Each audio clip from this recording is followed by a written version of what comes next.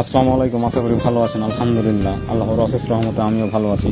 তো আপনারা দেখতে পাচ্ছেন এই যে আমাদের গমস্তাপুর উপজেলার রুকুনপুর গঞ্জ বিলকুজাইন ঘাট যেটা বলে।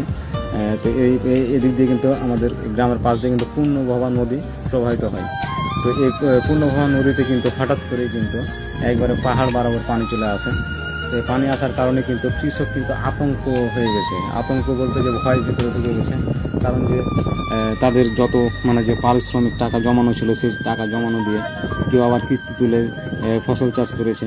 এখন যদি এই ফসলগুলো যদি নিয়ে আসতে না পারে তাহলে কিন্তু বিশাল একটা লোকসানের সম্মুখীন হয়ে যাবে। আমাদের এলাকায় কিন্তু 90% লোকেই কিন্তু দারিদ্রতার সাথে জীবনযাপন করে।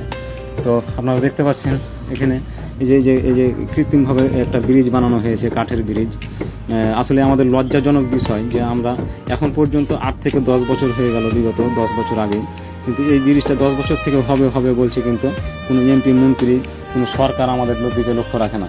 কারণ যে আপনারা দেখেন আমাদের কিন্তু প্ল্যানের অভাবে কিন্তু আমরা বেশি ঘেরা খাই। আমাদের প্ল্যানের অভাবের কারণে কিন্তু বাংলাদেশটা আজকে অনেক পিছনে পড়ে আছে। কেন আপনাকে বলি যে দেখেন যে যেই জায়গাখানে থেকে 5 টাকা খরচ করলে 500 টাকা ইনকাম হয়, সেই জায়গাতে কোনো বরাদ্দ নাই। আবার ফের দেখেন আর একটা লক্ষ্য করেন বাংলাদেশের যে নিয়মতান্ত্রিক দেখেন কীভাবে যেই জায়গাখানে আপনার 5 টাকা ইনকাম হয় না, সেই জায়গাখানে 10 টাকা কিন্তু বাজেট হয় সরকার থেকে।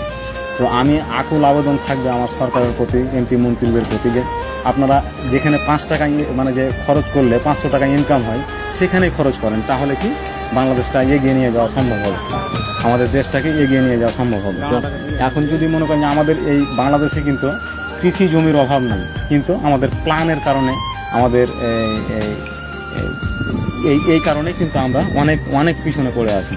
কারণ যে প্ল্যান মাফিক যদি কাজ না করা যায়, কিন্তু এই বর্তমান যুগে কিন্তু টিকা খুব যে চ্যালেঞ্জিং ব্যাপার। তো আপনারা দেখেন এই যে এখানে এই যে দেখতে পাচ্ছেন এখানে এক্সকেভেটর দিয়ে মাটি কাটানো হচ্ছে। তো এই যে বাঁধটা দেওয়া হচ্ছে, এই বাঁধটা যদি কোনো রকম ভেঙে যায় তাহলে আপনার এখানে কিন্তু হাজার একর কিন্তু জমি আপনার বন্যায় প্লাবিত হয়ে যাবে। তো আসলে আমরা কৃষক কতটা কষ্টে আছি সেটা কাকে বুঝাবো, ভাষায় বুঝাতে পারছি না। এতটাই বিপদের সম্মুখীন হয়ে আছে। খালি যদি একটা ব্রিজ থাকতো তাহলে কিন্তু আমাদের এত বিপদের সম্মুখীন হতে হতো না। 90% বিপদটা আমাদের মাথা থেকে কমে যেত। কারণ যে আমাদের এলাকাতে যে নদীর ওই পারেই বেশিরভাগ জমি, নদীর এই পারে যদি ধরেন যে 3 ভাগের 2 ভাগই নদীর ওই পারে জমি। এখন এই নদীর ওই পার থেকে কিন্তু ধান নিয়ে আসতে পারছে না, তাহলে কী করবে কৃষক?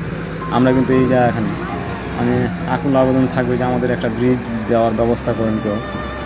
আপনারা ভিডিওটা বেশি শেয়ার করবেন, কারণ যে শেয়ারের মাধ্যমে কিন্তু আমাদের ব্রিজটা হয়তো বা হয়ে যেতে পারে। তো ভালো থাকবেন সকলে, কী বলবো আর। তো আসসালামু আলাইকুম।